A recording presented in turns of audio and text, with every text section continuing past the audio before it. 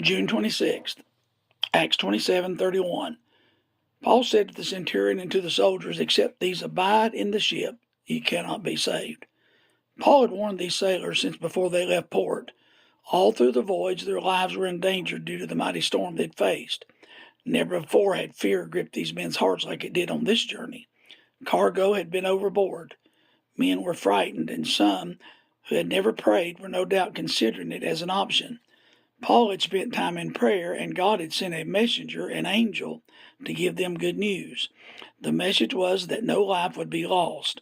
All of those who sailed with Paul would be saved, but there was one requirement.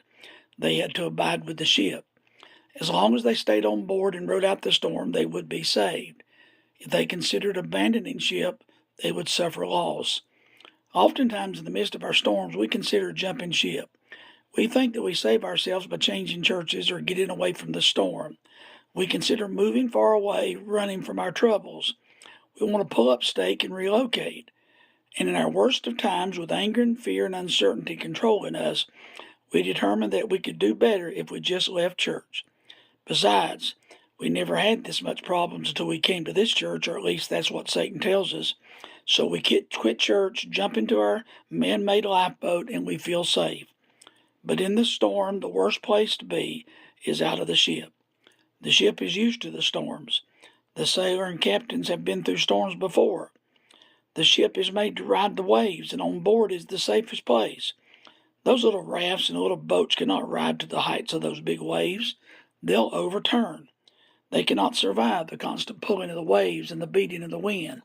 But the ship is built to survive. Like that old ship, the church is the safest place to be in the midst of the storm. I have seen many drown only because they jumped ship. My word to you is, stay with the ship. Yes, we're in a storm. Yes, it looks bad. But this old ship is built to take the storms. We have the captain on board who has sailed these waters many times before. He knows what to do, and he assures us safe passage to the other side. I just think I will stay with the ship.